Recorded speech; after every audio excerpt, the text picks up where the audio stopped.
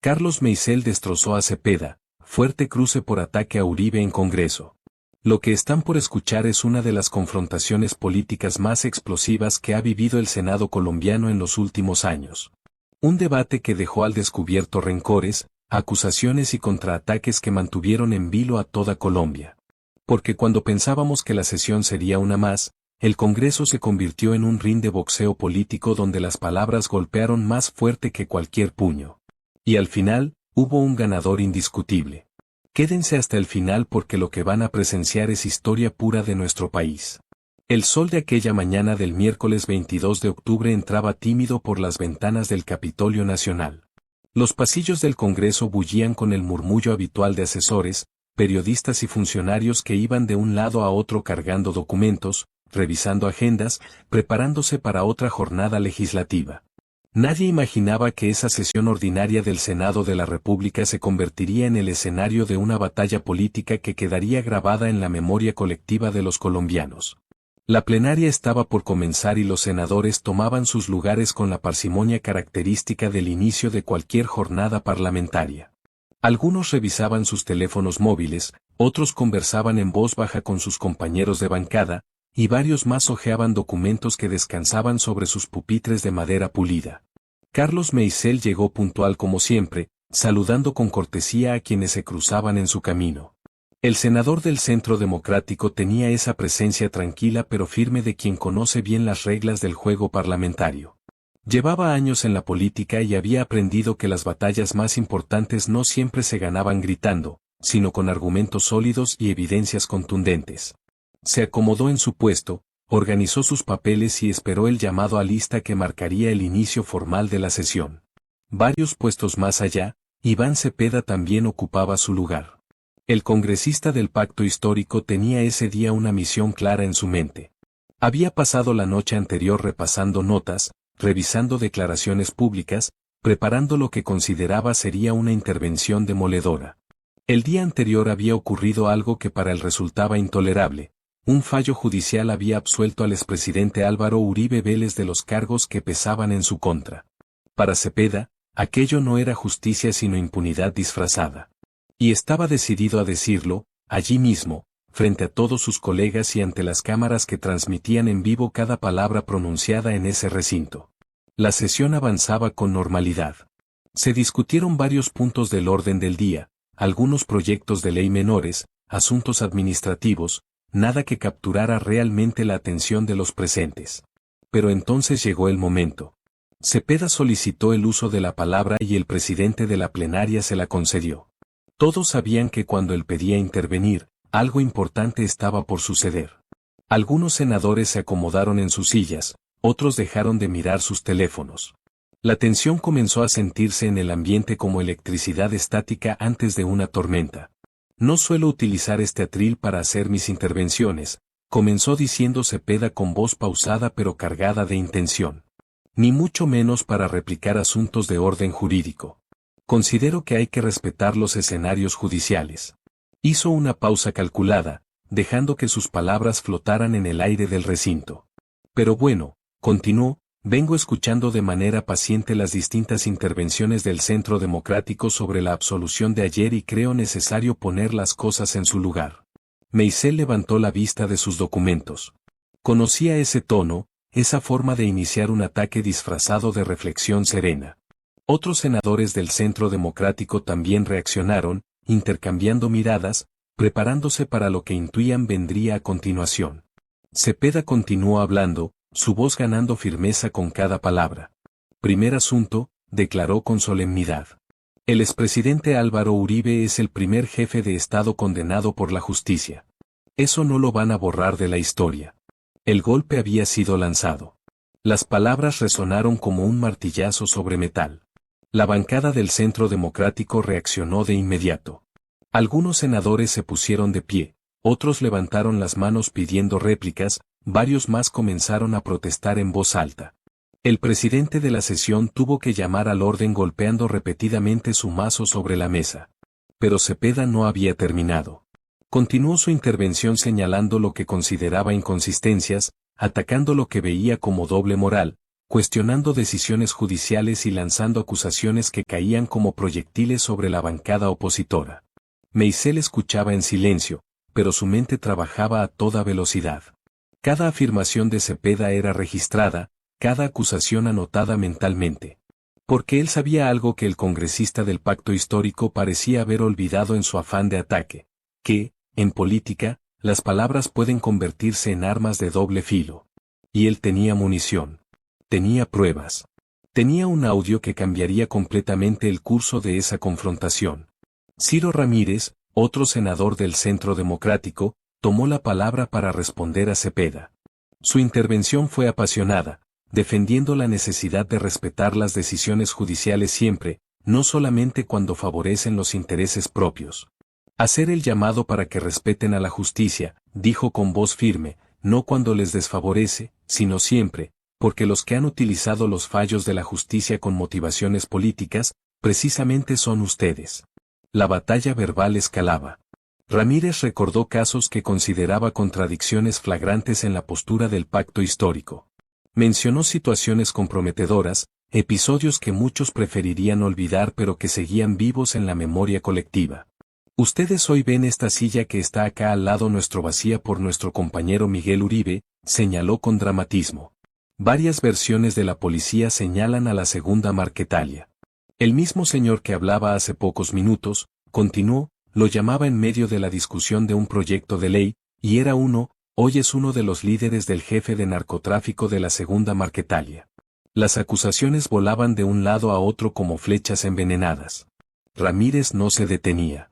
Recordó el episodio de Jesús Santrich, mencionó el famoso incidente del celular que supuestamente se cayó y borró automáticamente conversaciones comprometedoras, habló de fundaciones que pagaban testigos.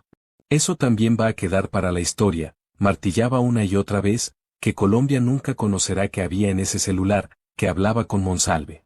Cepeda no se quedó callado. Pidió réplica y la obtuvo. Senador Ciro Ramírez, comenzó con un tono cargado de desprecio. Usted es un hombre que tiene por costumbre la desvergüenza. El insulto directo generó un nuevo estallido de protestas.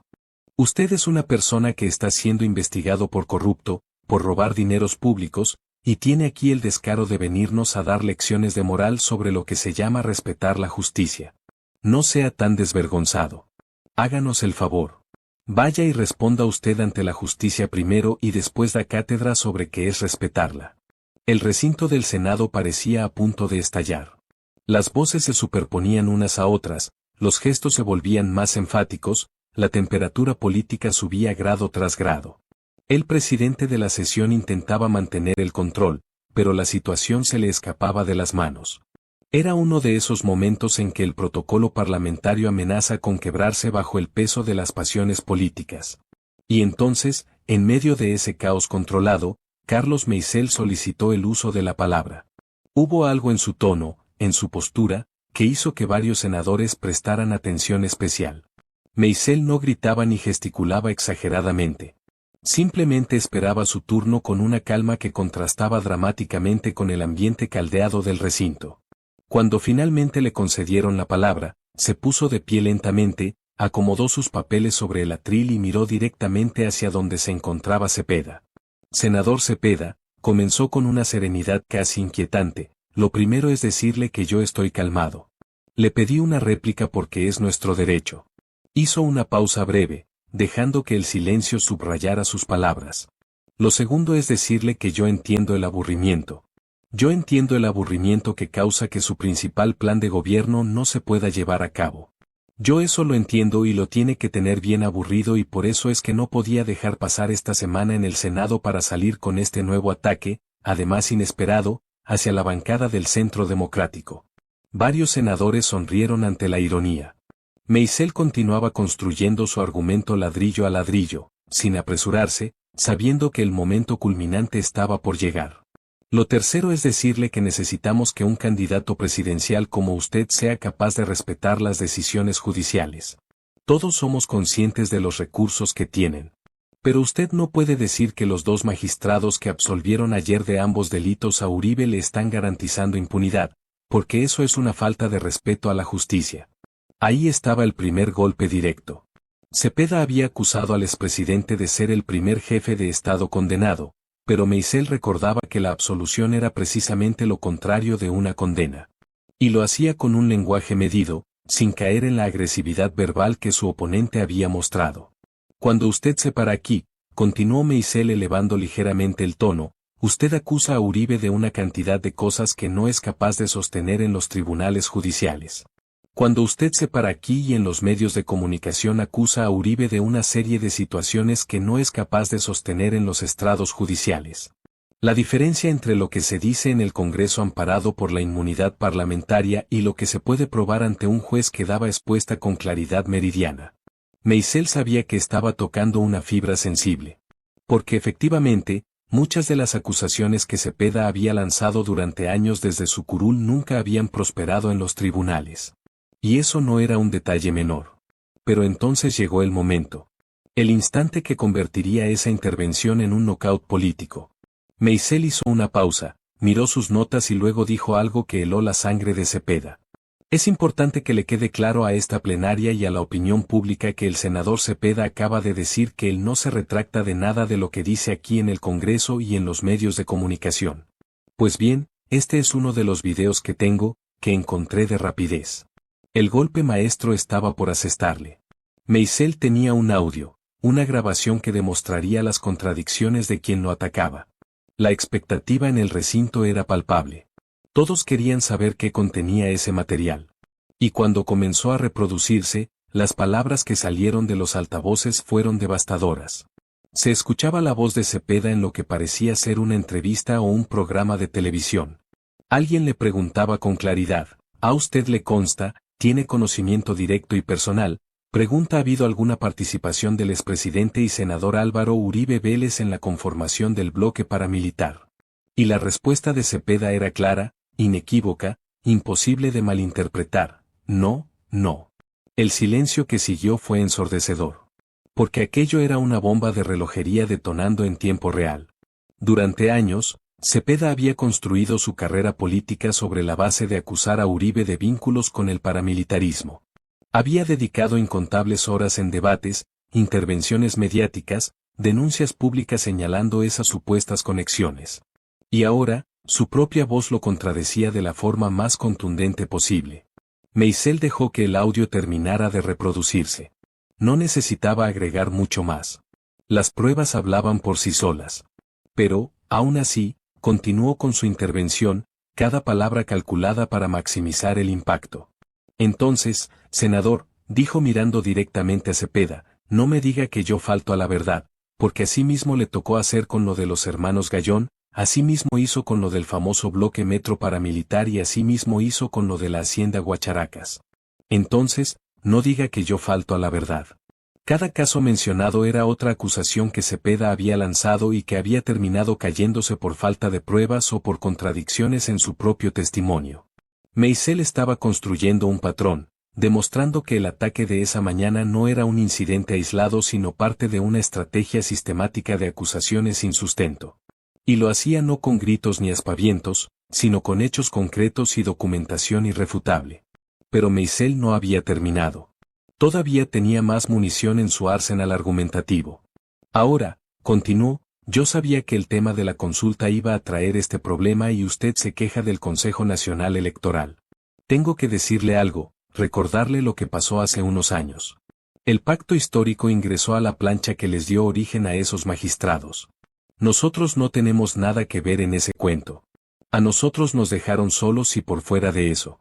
Entonces, no se queje de un Consejo Nacional Electoral que su partido, señor candidato, fue el que ayudó a elegir y a nombrar. El golpe era certero. Cepeda se quejaba de instituciones que su propio movimiento político había ayudado a conformar. Era como quemar una casa y luego quejarse del incendio. La contradicción era evidente para cualquiera que conociera mínimamente la historia reciente de las instituciones colombianas. Cepeda intentaba interrumpir, levantar la mano, pedir réplica, pero Meisel continuaba implacable. Usted que exige tanta calma, dijo elevando nuevamente el tono, tiene que decirles a los pacifistas que la cojan suave. Entonces, hagamos esa audiencia pública donde sea, Pero no diga que es debate porque la está embarrando y necesitamos que un candidato presidencial como usted no la embarre violando la ley quinta haciendo debates entre congresistas. Ahí estaba otro punto crucial. Las leyes del Congreso establecen claramente que los debates de control político deben hacerse contra el gobierno, contra los ministros, contra las instituciones del Ejecutivo. Pero no entre congresistas. Convertir el Congreso en un espacio de confrontaciones personales entre legisladores violaba el espíritu y la letra de las normas parlamentarias. Y Meisel lo sabía. Lo señalaba. Lo denunciaba públicamente. Cuando los debates, comenzó a decir, pero fue interrumpido por gritos desde la bancada del pacto histórico.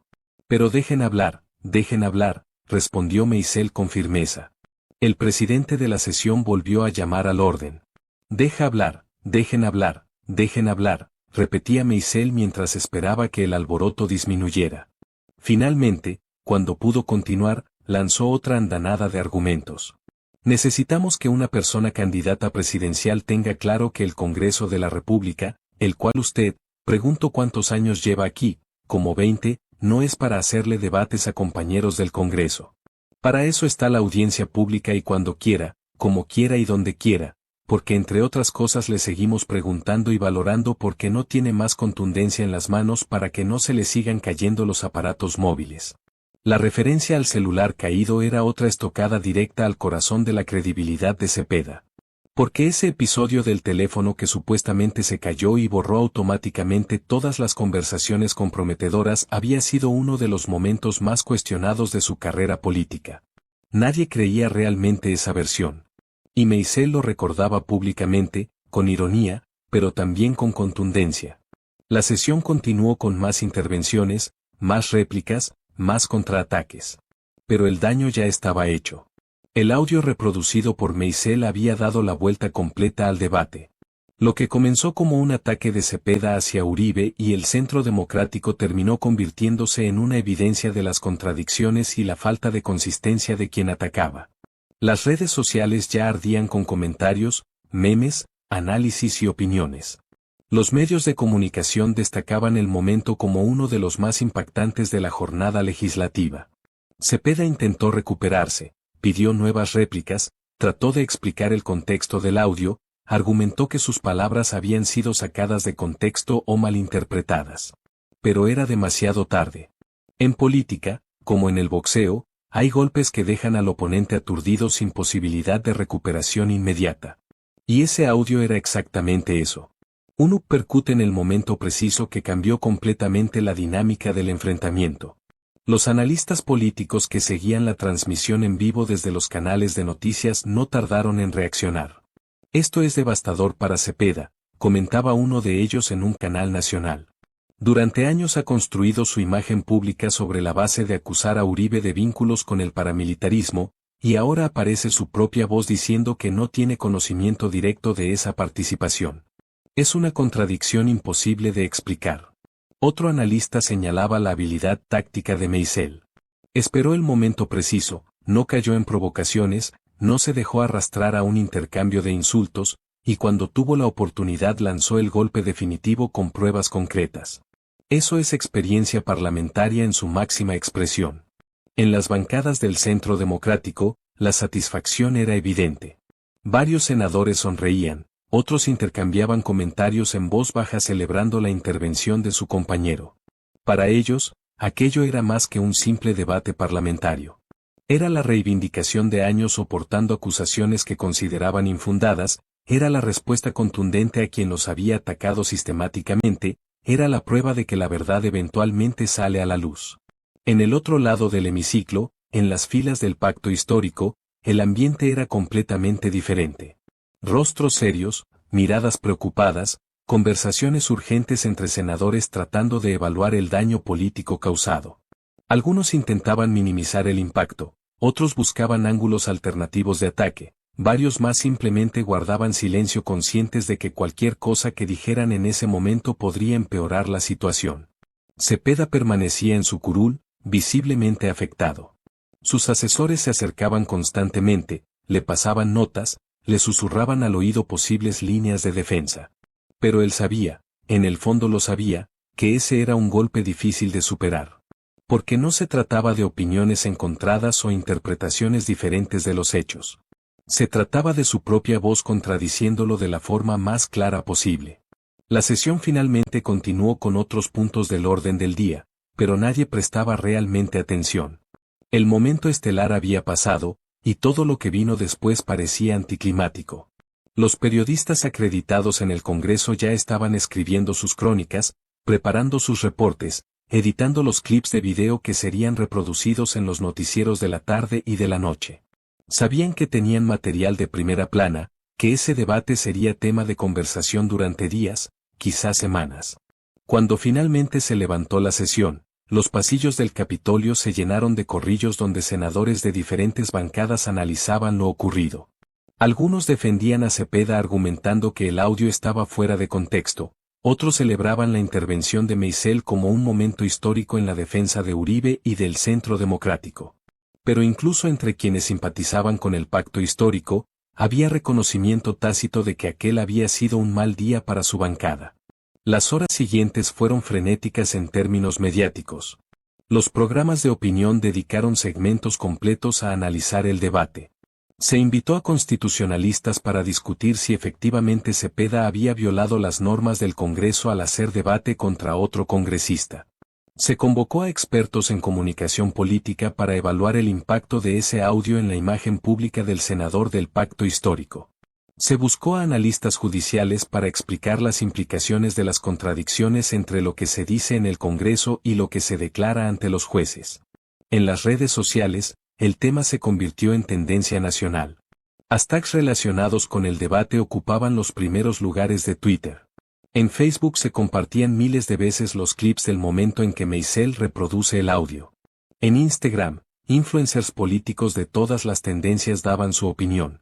Algunos defendían a Cepeda, otros lo criticaban duramente, pero todos reconocían que aquel había sido uno de los momentos políticos más impactantes del año. Los seguidores de Uribe celebraban lo ocurrido como una reivindicación largamente esperada. Durante años habían visto cómo se acusaba a su líder de toda clase de delitos, cómo se construían narrativas mediáticas señalándolo como el gran villano de la política colombiana, cómo se repetían una y otra vez acusaciones que luego no prosperaban en los tribunales. Y ahora, finalmente, había una evidencia clara de que quien los acusaba no tenía pruebas reales, que sus propias palabras lo contradecían, que había una inconsistencia fundamental en su discurso.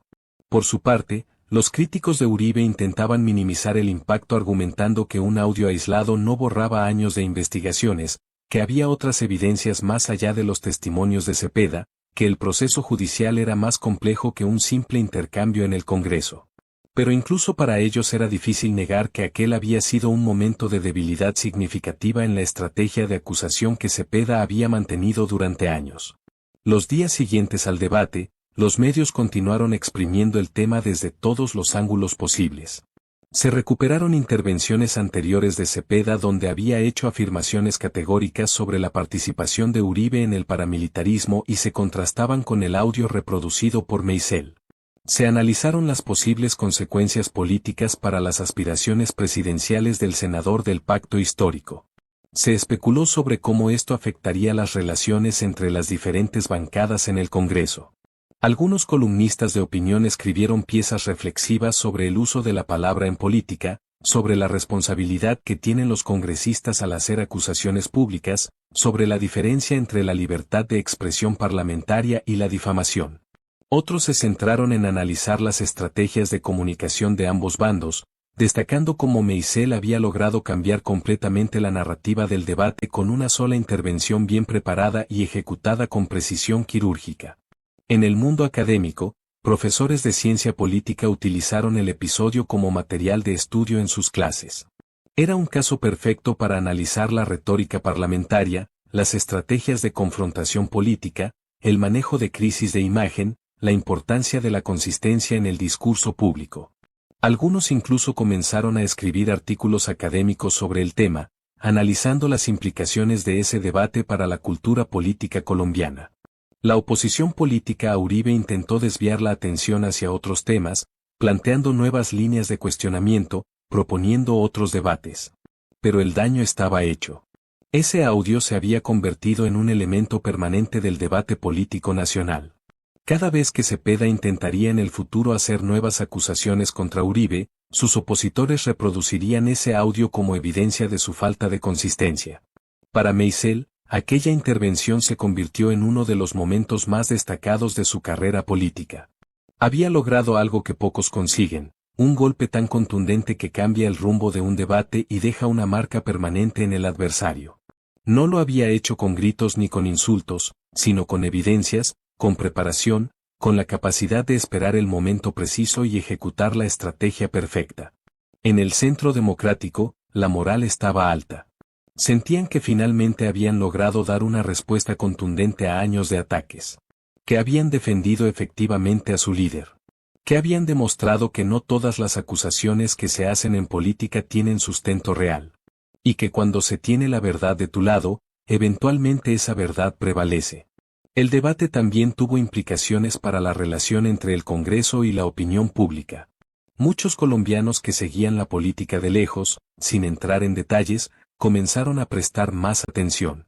Se dieron cuenta de que lo que se dice en el Congreso no siempre refleja la realidad, que hay una diferencia importante entre la retórica política y los hechos verificables, que es necesario escuchar ambos lados de cualquier controversia antes de formar una opinión. Los medios internacionales también se hicieron eco del episodio. Corresponsales extranjeros en Colombia reportaron el debate como ejemplo de la polarización política del país. Algunos lo presentaron como evidencia de las tensiones persistentes relacionadas con el conflicto armado y el proceso de paz. Otros lo analizaron desde la perspectiva de las estrategias de la nueva izquierda latinoamericana y sus confrontaciones con sectores más conservadores. Semanas después del debate, en entrevistas y programas de televisión, tanto Meisel como Cepeda fueron invitados a profundizar en sus posiciones. Meisel se mostraba sereno, ratificando todo lo dicho, ofreciéndose incluso a participar en audiencias públicas donde pudieran debatirse con más profundidad todos estos temas. Cepeda, por su parte, intentaba explicar el contexto del audio, argumentaba que había evolucionado en su comprensión de los hechos, sostenía que nuevas evidencias surgidas después le habían dado una perspectiva diferente. Pero las explicaciones sonaban forzadas, poco convincentes. Porque cuando uno mismo dice algo tan claro como no ante una pregunta directa sobre si tiene conocimiento de ciertos hechos, es muy difícil luego argumentar que sí tenía ese conocimiento, pero estaba esperando el momento adecuado para revelarlo. La contradicción era demasiado evidente, demasiado flagrante como para ser explicada satisfactoriamente. El impacto del debate también se sintió en las encuestas de opinión.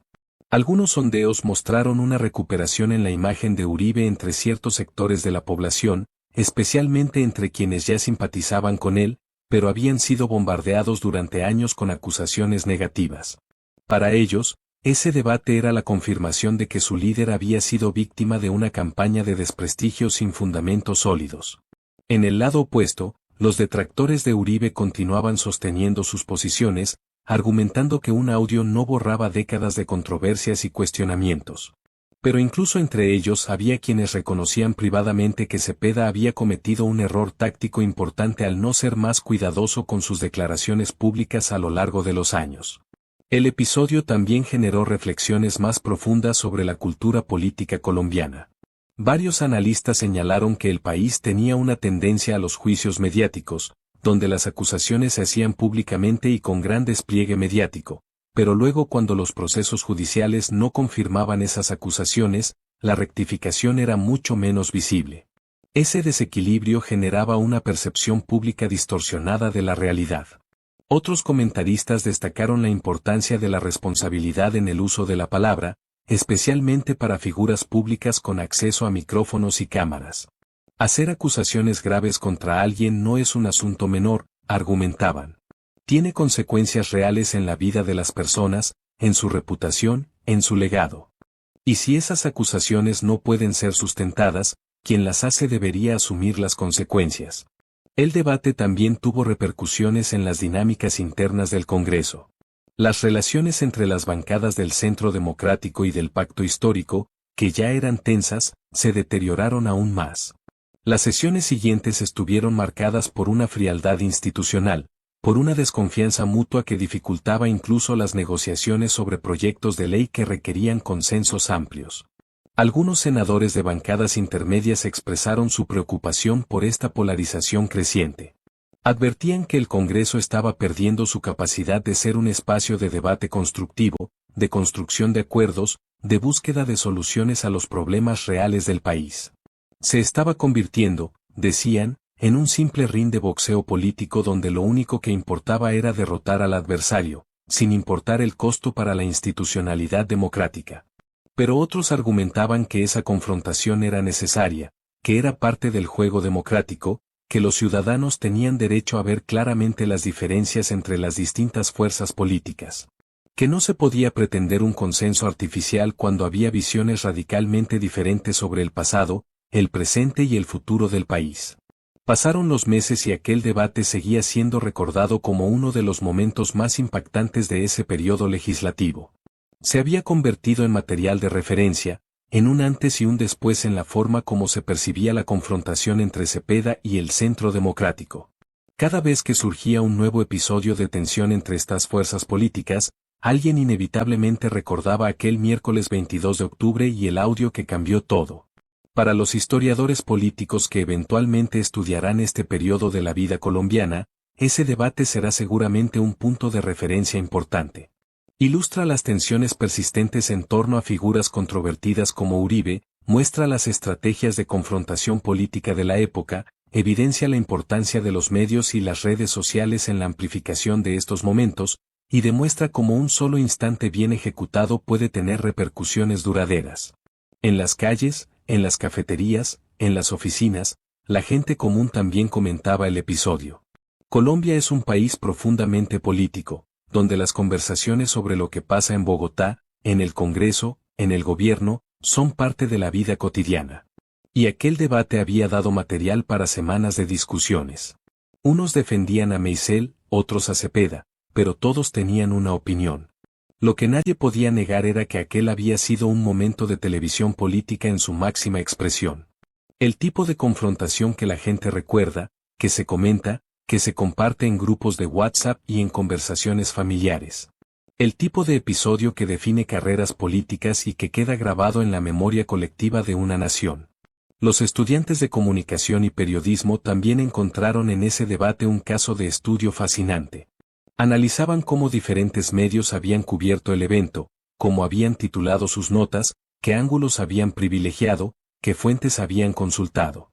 Era evidente que dependiendo de la línea editorial de cada medio, la narrativa variaba significativamente. Pero el hecho central, el audio y su contenido, era innegable para todos. En las facultades de Derecho, el debate también generó discusiones interesantes. Profesores de Derecho Constitucional analizaban con sus estudiantes las implicaciones legales de las contradicciones entre lo que un congresista dice bajo inmunidad parlamentaria y lo que declara en otros contextos. Se discutía si debería haber mecanismos para sancionar acusaciones infundadas, o si eso atentaría contra la libertad de expresión y el debate democrático. Para la familia de Uribe, ese debate había sido un momento de satisfacción.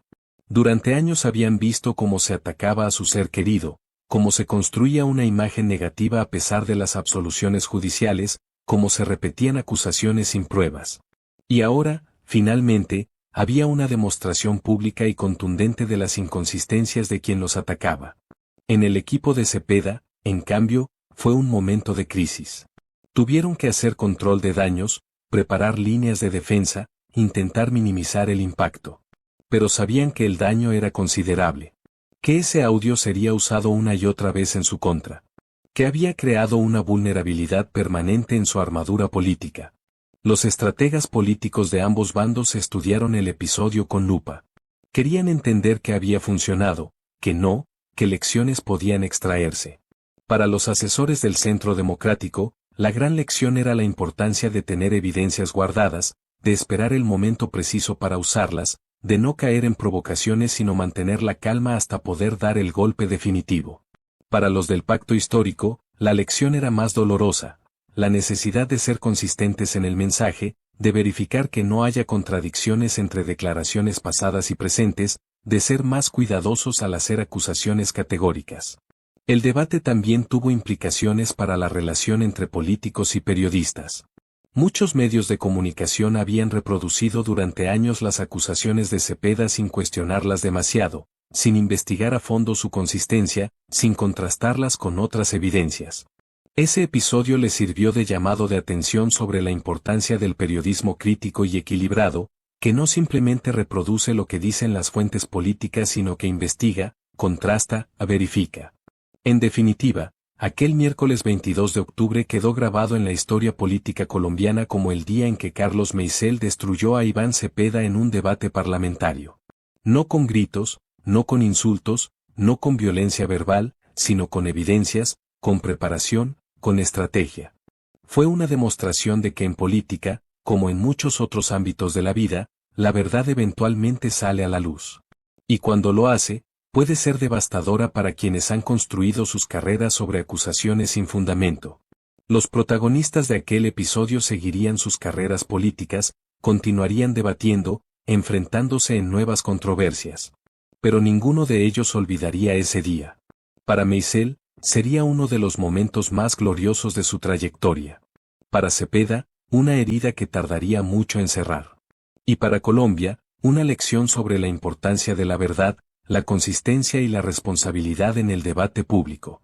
Las instituciones democráticas del país también salieron fortalecidas de alguna manera de ese episodio.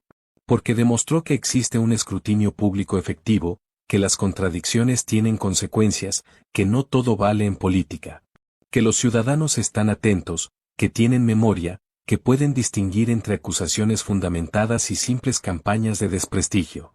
Y así, con ese debate como telón de fondo, Colombia continuó su camino complejo y a veces contradictorio hacia una democracia más madura. Con todas sus imperfecciones, con todas sus tensiones, pero también con momentos donde la verdad prevalece y donde quienes usan su posición pública de manera irresponsable eventualmente enfrentan las consecuencias de sus actos. El Congreso siguió sesionando, los debates continuaron, nuevas controversias surgieron. Porque así es la política, un ciclo interminable de confrontaciones y reconciliaciones, de acusaciones y defensas, de victorias y derrotas. Pero ese día específico, ese 22 de octubre, quedó marcado como uno de esos momentos donde todo cambió en minutos, donde un audio de pocos segundos tuvo más impacto que miles de horas de discursos, donde la preparación y la estrategia derrotaron al ataque improvisado. Los jóvenes políticos que aspiraban a seguir los pasos de estas figuras estudiaban el episodio como se estudia un manual de estrategia. Aprendían sobre la importancia de ser consistentes, sobre el valor de guardar evidencias para el momento preciso, sobre la necesidad de mantener la calma incluso bajo ataque, sobre el arte de dar el golpe definitivo cuando el oponente menos lo espera. Y la historia siguió su curso, como siempre lo hace, escribiendo nuevos capítulos, generando nuevas controversias, creando nuevos héroes y villanos según la perspectiva de quien cuenta el relato. Pero aquel día, aquel debate, aquella confrontación entre Meisel y Cepeda quedó inscrita en las páginas de la historia política colombiana como uno de esos momentos que definen épocas y que se recuerdan durante generaciones. Porque al final, más allá de las ideologías, más allá de las simpatías políticas, lo que ese episodio demostró fue algo fundamental, que la verdad importa, que las palabras tienen peso, que las acusaciones deben poder sustentarse, y que, en democracia, tarde o temprano, las inconsistencias salen a la luz y tienen su precio político. Y así llegamos al final de esta historia. Quiero agradecerte de corazón por acompañarme hasta aquí, por dedicar tu tiempo y atención a este contenido. Cada like, cada comentario y cada suscripción significan mucho para mí y son el motor que me impulsa a seguir creando. Si te gustó este video, no olvides darle like, suscribirte si aún no lo has hecho y activar la campanita para no perderte ningún contenido nuevo. Tu apoyo es invaluable. Antes de despedirme, quiero recordarte que detrás de cada video hay horas de trabajo, pasión y dedicación. Así que, si este contenido te gustó, compártelo con alguien más y ayúdame a llegar a más personas. Gracias nuevamente por estar aquí, por ser parte de esta comunidad. Ahora dime, ¿crees que los políticos deberían tener más cuidado con las acusaciones que hacen públicamente? ¿Qué opinas sobre el uso de evidencias pasadas para contradecir declaraciones presentes? Déjame tu comentario aquí abajo, Me encantaría conocer tu punto de vista sobre este tema tan importante para nuestra democracia colombiana.